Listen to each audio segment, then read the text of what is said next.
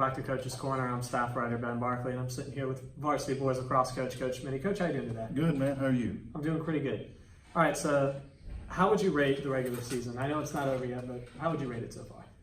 It's about what we expected. I mean, we knew it was going to come down to us and Woodward and McIntosh. Of course, we play with McIntosh Thursday night, so Woodward sits in the driver's seat right now, and then us and McIntosh are playing for the number 2 seed.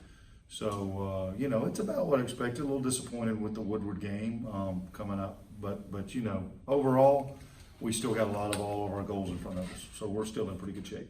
So speaking about that Woodward game, you guys played them last week or a couple weeks ago.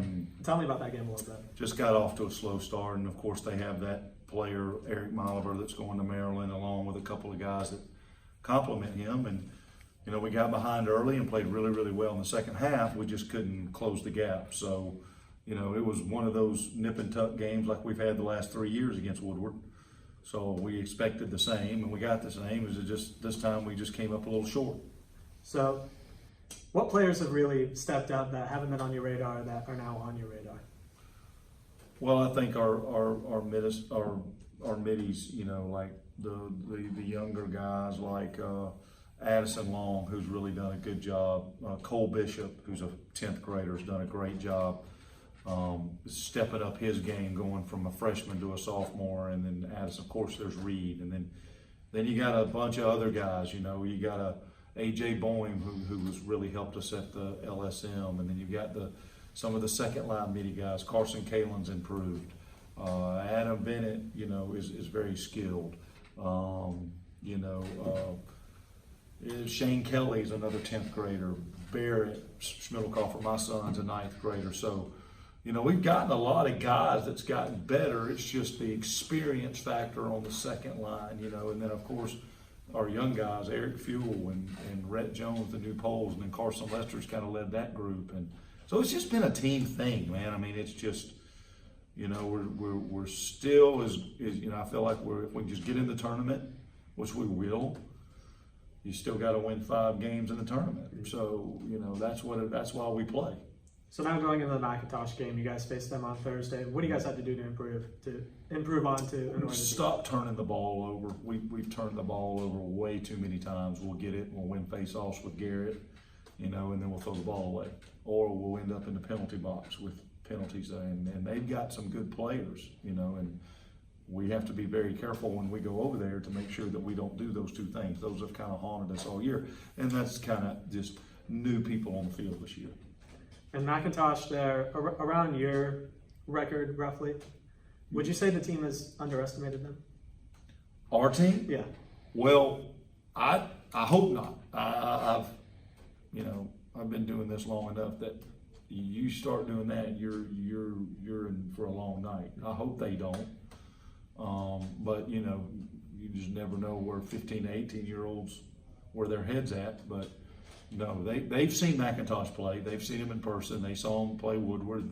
They played Woodward about like we did. So it'll be a very competitive game.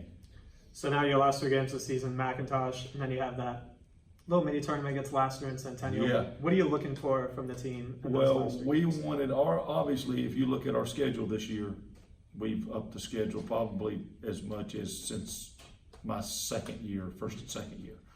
So we were invited to play in this tournament, and I didn't want to turn the opportunity down just to get us ready for the playoffs, because Lassiter and Centennial will be as good or better as anybody in the tournament.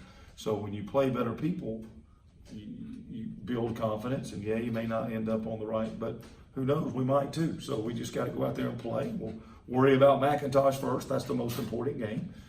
Lassiter and Centennial is bonus lacrosse, and we'll go out there and see how we do. But we'll worry about that on Friday and Saturday. So how do you expect this team to do in state this year?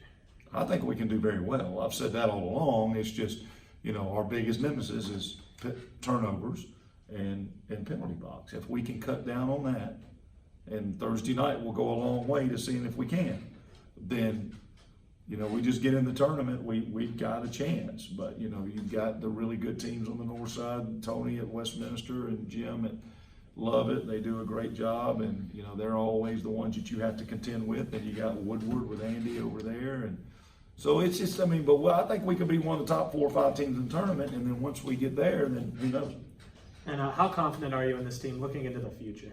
Oh, I'm very confident. You know, if people want to continue to work hard and want to come back and play, you know, sometimes people get distracted and people leave the program for whatever reason. But, you know, if we can continue to have people to come back, we got a good young group of freshmen and sophomores, and you know, we're only losing 1 or 2 off our midi lines next year. Everybody will be back if they decide to come back. And then we got some young goalies coming up and young poles. So I think we're on solid ground as a program. You know, and we can be really good for a long time.